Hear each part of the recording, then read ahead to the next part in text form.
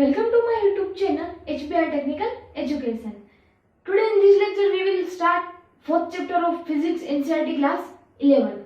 Last chapter में हमने देखा था कि पोजीशन के बारे में हमने देखा था, डिस्प्लेसमेंट के बारे में हमने देखा था, वेलोसिटी के बारे में देखा था, एक्सेलरेशन के बारे में हमने समझा था।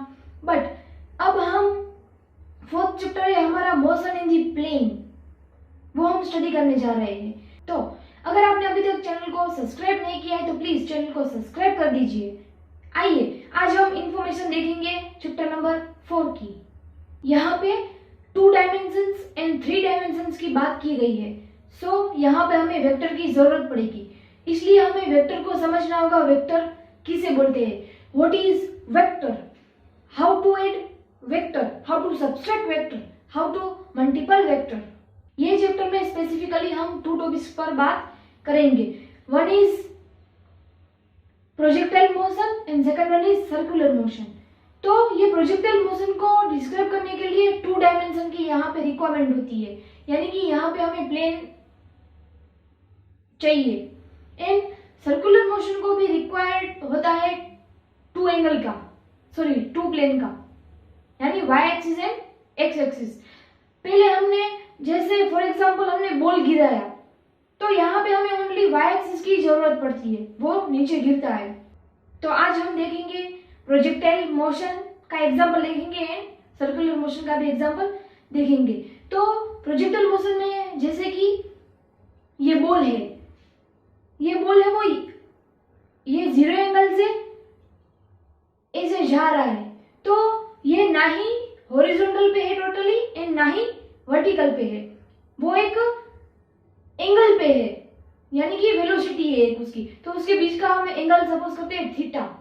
तो यहाँ पे हमें वाई एक्सिस की भी जरूरत पड़ती है एंड एक्स एक्सिस की भी जरूरत पड़ती है, यानी कि वाई एक्सिस भी कुछ बढ़ता है, उसके साथ एक्स एक्सिस भी बढ़ता है, यानी हॉरिजॉन्टल पोजीशन भी चाहिए हमें यहाँ पे।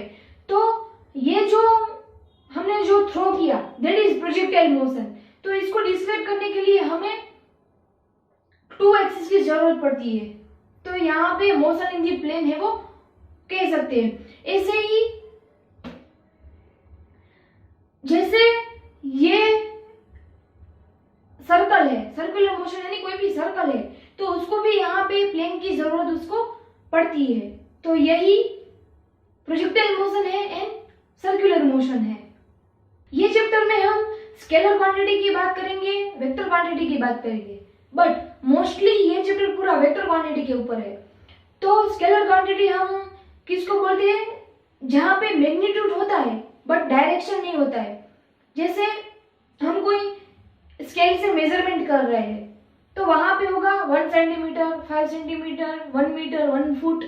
तो यहाँ पे पर्टिकुलर एक मैग्नीट्यूड है, वो कहाँ पे जा रहा है, उसका डायरेक्शन क्या है, ये यहाँ पे मेंशन नहीं करता है, तो उसको हम स्केलर क्वांटिटी कहते हैं। जैसे scalar are those physical quantity which has magnitude only but don't have direction. तो एग्जांपल लेते हैं mass, length, time, work etcetera. This is all are the examples of scalar quantity. ऐसे हम वेक्टर क्वांटिटी देखते हैं, वहां पे क्या होता है, डायरेक्शन होती है, साथ में मैग्नीट्यूड भी होता है, यानी कि वो किस डायरेक्शन में जा रहा है, कोई भी ऑब्जेक्ट है वो हमारा, एंड उसका मैग्नीट्यूड भी हमें यहाँ पे देना है। तो दैट इज वेक्टर क्वांटिटी। तो देखते हैं vector are those physical quantity with both magnitude and direction. तो एग्जांपल लेते हैं, वेलोसिटी है, एक्सेलरेशन है, फोर्स है, मोमेंटम है। This all are the examples of vector quantity. तो ये चैप्टर में हम ऐसे ही वेक्टर क्वांटिटी के ऊपर फोकस ज्यादा करेंगे। तो यही है हमारा introduction of the fourth chapter that is motion in the plane. तो अगले लेक्चर में हम स्टार्ट करेंगे स्केलर एंड वेक्टर के बारे में। तो अगर आपको यह लेक्चर अच्छी तरह से समझ आ गया हो तो जल्दी से वीडियो को लाइक कर दीजिए एंड चैनल को सब्सक्राइब कर दीजिए। Thank you.